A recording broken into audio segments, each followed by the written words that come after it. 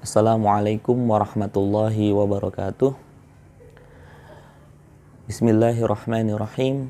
Alhamdulillahirabbil alamin wassalatu wassalamu ala sayyidina Muhammadin wa ala alihi wa sahbihi ajma'in, amma ba'du. Siswa-siswi SMK Bina Prestasi kelas 10 yang dimuliakan Allah Subhanahu wa taala.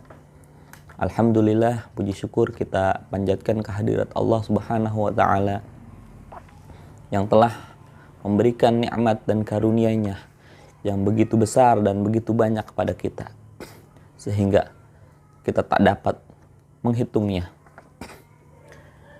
Mulai dari nikmat sehat wal afiat, nikmat iman dan Islam, serta nikmat kesempatan untuk dapat menghirup udara segar, hidup dengan menikmati fasilitas Allah Subhanahu wa taala yang begitu luar biasa. Pada kesempatan kali ini kita akan melanjutkan pembelajaran kita pendidikan agama Islam dan budi pekerti. Masih pada tema menjaga martabat manusia dengan menjauhi pergaulan bebas dan zina. Siswa-siswi SMK Bina Prestasi yang Bapak banggakan, di sini ada disebutkan menjauhi pergaulan bebas. Kenapa kita diperintahkan untuk menjauhi pergaulan bebas? Juga disebutkan menjauhi daripada perbuatan zina. Kenapa kita diperintahkan untuk menjauhi perbuatan zina? Insya Allah jawaban tersebut akan kita dapati setelah kita mempelajari materi pada hari ini. Yang pertama, kita harus memahami terlebih dahulu apa itu pergaulan bebas. Pergaulan bebas adalah pergaulan antara laki-laki dan perempuan, atau laki-laki dengan laki-laki atau perempuan dengan perempuan, yang intinya adalah hubungan pertemanan yang tidak terikat oleh aturan-aturan. Ini disebut dengan pergaulan bebas. Dalam kata lain, pergaulan bebas adalah pergaulan yang sudah kelewat batas, sudah tidak memperhatikan norma-norma agama, norma hukum, norma asusila, dan norma kesopanan. Yang semuanya itu dapat kita pahami lewat ajaran Islam intinya. Inilah yang disebut dengan pergaulan bebas. Oleh karenanya pergaulan bebas ini identik dengan hal-hal yang dilarang oleh agama. Karena agama itu intinya adalah memerintahkan dan melarang sesuatu. Memerintahkan kebaikan-kebaikan dan melarang sesuatu yang buruk atau yang berbahaya untuk manusia. Oleh karena pergaulan bebas ini sangat bahaya. Karena apa? Tidak lagi memperhatikan perintah-perintah Allah, tetapi sebaliknya malah melakukan sesuatu yang berbahaya untuk dirinya, buruk untuk dirinya, yaitu melakukan apa yang dilarang Allah Subhanahu wa taala. Inilah kenapa kita dilarang untuk mengikuti pergaulan bebas.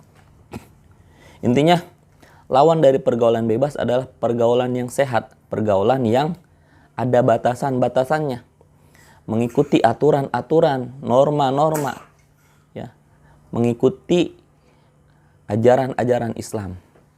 Ya, di dalam Islam kita diperintahkan sholat, maka pergaulan yang sehat adalah pergaulan yang memperhatikan sholat. Dimana ketika kita sedang bergaul, sedang berkumpul dengan teman kita, bersahabat dengan teman kita, kita tidak lupa untuk sholat. Begitu juga agama memerintahkan kita untuk berbakti kepada orang tua, maka pergaulan yang sehat adalah pergaulan yang bisa menambah rasa cinta kita kepada orang tua, rasa peduli kita kepada orang tua, hormat kita kepada orang tua, dan kita menjadi anak yang berbakti kepada orang tua. Begitu juga agama memerintahkan kita untuk membantu orang lain, bersedekah, mengerjakan puasa, melaksanakan amalan-amalan kebaikan, ibadah-ibadah. Ya. Di samping itu juga agama melarang kita melakukan hal-hal yang buruk, hal-hal yang berbahaya, melarang kita uh, bertengkar dengan sahabat kita, melarang kita untuk saling mencaci, memaki, menghina, menggunjing, ya, memfitnah dan lain sebagainya. Juga dilarang kita untuk melakukan perbuatan-perbuatan yang keji, ya, berzina, minum minuman keras, dan berjudi, dan serta larangan-larangan yang lainnya. Oleh karenanya, perhatikan dalam pergaulan kita, ya, agar kita tidak terjerumus pada pergaulan bebas, tapi kita terus memantapkan keagamaan kita, agar kita sesuai dengan ajaran agama, ya, mematuhi perintah Allah dan menjauhi larangan Allah Subhanahu wa taala. Yang kedua, pembahasan kita adalah tentang larangan mendekati zina, ya. Di sini Allah Subhanahu wa taala melarang kita mendekati zina. Siswa-siswi SMK Bina Prestasi yang dimuliakan Allah Subhanahu wa taala, di antara perilaku menyimpang, perilaku yang dilarang oleh agama Islam yang diakibatkan dari pergaulan bebas adalah perzinaan. Oleh karenanya agama kita melarang kita mendekati zina, ya. Bukan hanya melakukan zina, ya. Jadi bukan hanya dilarang melakukan zina, tapi larangan lebih ketat lagi, yaitu larangan mendekati zina, ya. Sebelum lebih jauh kita membahas ayat surah Al-Isra dan surah An-Nur, lebih baik kita memahami apa kata zina tersebut. Zina dalam bahasa Arab dari asal kata zana yazni, yang artinya adalah hubungan layaknya suami istri antara laki-laki dan perempuan, namun, ya, ini di luar ikatan pernikahan yang sah secara Islam, ya. Jadi perbuatan zina ini adalah perbuatan yang sangat dilarang oleh agama. Dosa besar, puncak keharaman yang diharamkan oleh Allah Subhanahu wa taala. Oleh karenanya ulama sepakat terkait hukum zina. Zina hukumnya adalah haram, bahkan puncak keharaman.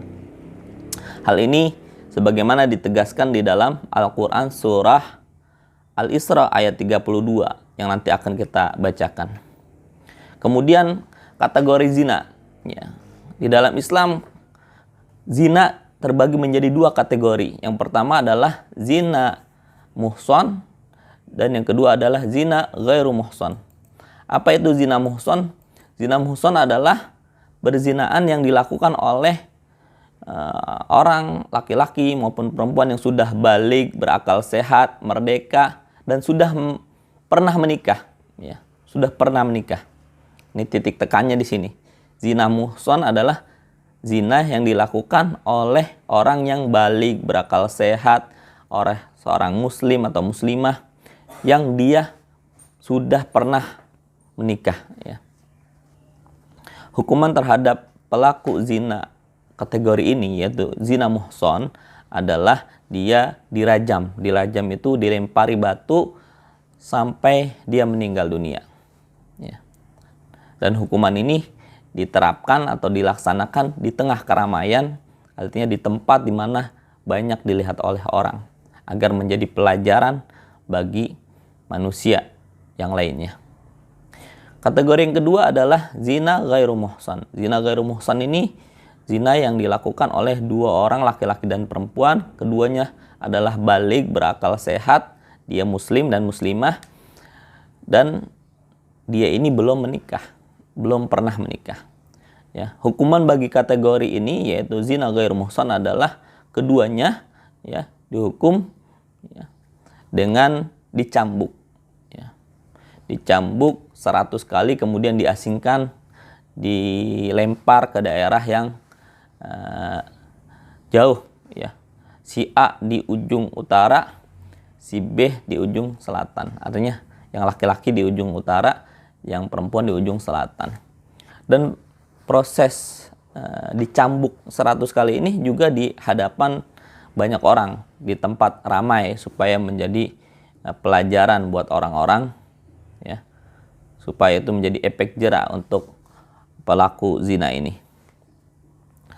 Hadirin yang dirahmati Allah Subhanahu wa taala, ya. Selanjutnya ada yang disebut dengan haddul qadzaf. Apa itu haddul qadzaf? Haddul qadzaf adalah hukuman bagi orang yang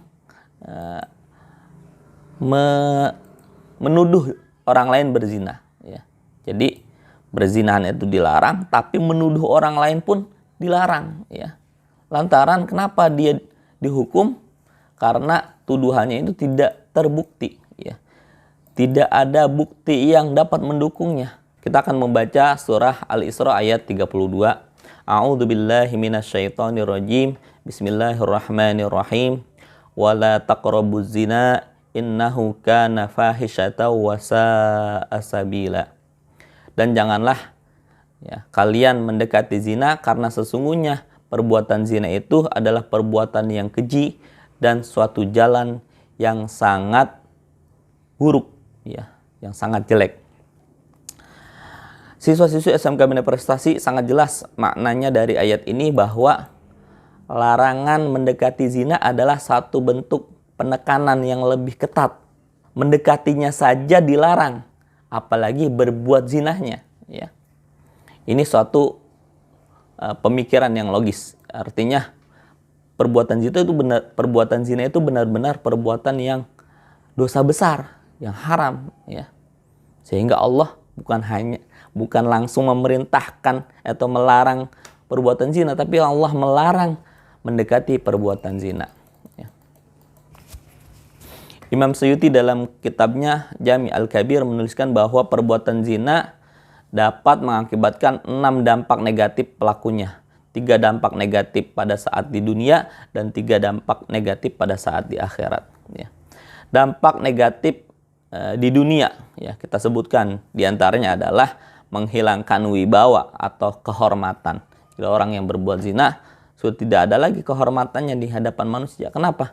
Karena dia melakukan sesuatu yang amat keji, sesuatu yang amat buruk, dan itu hukumannya adalah di hadapan masyarakat, ya, di tengah masyarakat, ya, sehingga ini menjadi catatan buruk bagi masyarakat terhadap pelaku zina tersebut. Yang kedua, mengakibatkan kefakiran, ya, karena, ya, perbuatan zina tersebut adalah menjadikan pelakunya itu miskin, ya. Karena apa? Dia hanya mementingkan nafsunya saja, kepuasan dirinya saja, ya. Dia tidak dapat berpikir sehat, berpikir positif, berpikir yang produktif dan lain sebagainya. Ini. Yang ketiga adalah umurnya pendek. Artinya apa? Bisa jadi dia terdampak penyakit yang berbahaya yang dapat merenggut nyawanya, ya. Kita sangat kenal sekali penyakit yang didampak oleh orang-orang yang berbuat zina atau pergaulan bebas, seperti HIV, AIDS, dan lain sebagainya. 3 dampak yang dijatuhkan di akhirat adalah, yang pertama, mendapatkan murka Allah Subhanahu wa taala, ya. Yang kedua, dihisab dengan banyak dosa, atau dosa besar, ya. Yang ketiga, disiksa di dalam neraka.